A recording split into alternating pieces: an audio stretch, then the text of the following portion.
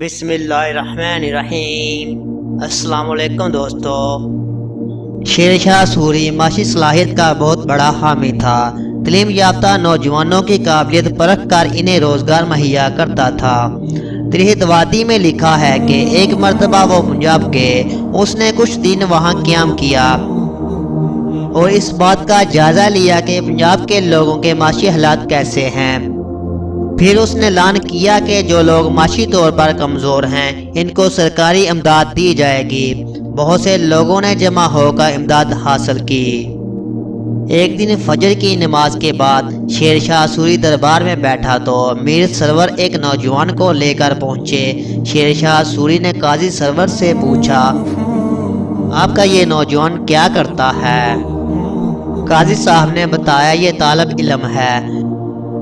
شیر شاہ سوری نے طالب علم سے مخاطب ہو کر پوچھا، برخودار تم کیا پڑھتے ہو؟ طالب علم نے جواب دیا، میں قافیہ پڑھتا ہوں۔ شیر شاہ سوری کو قافیہ خواہشی کے ساتھ یاد تھی۔ اس نے طالب علم سے پوچھا، تم قافیہ پڑھتے ہو تو بتاؤ عمر متصرف ہے یا غیر متصرف؟ طالب علم نے بتایا، غیر متصرف۔ شیر شاہ سوری نے کہا، اس کی دلیل پیش کرو۔ طالب علم نے بڑی خوشمندی سے بہت دلائل پیش کیے۔ اس کی معلومات سے شیر شاہ سوری بہت خوش ہوا۔ شیر شاہ سوری نے حکم دیا، اس کو 500 بیگھہ زمین اور 500 روپے انعام دیے جائیں۔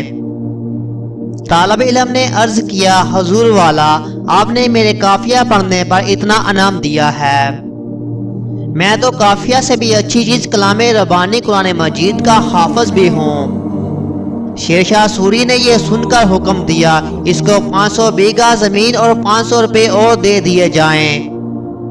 جب اس کی زمین کی سند اور نقدی دے دی گئی تو شیر شاہ سوری نے کہا، دیکھو ہم نے تمہاری قابلیت کے مطابق زمین اور نقدی دلوا دی ہے۔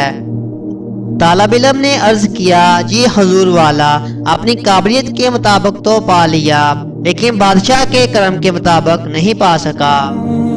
یہ بات سن کر شیر شاہ سوری مسکرایا اور 500 بیگھہ زمین اور 500 روپے اور انعام دینے کا حکم دیا۔ اس طرح نوجوان نے اپنی بے باکی سے 1500 بیگھہ زمین اور 1500 روپے کا انعام حاصل کر لیا۔ اردو کتاب پہ آج کے لیے اتنا ہی۔ مزید نئی آنے والی ویڈیوز دیکھنے کے لیے اردو کتاب کو سبسکرائب کریں۔ شکریہ، اللہ حافظ۔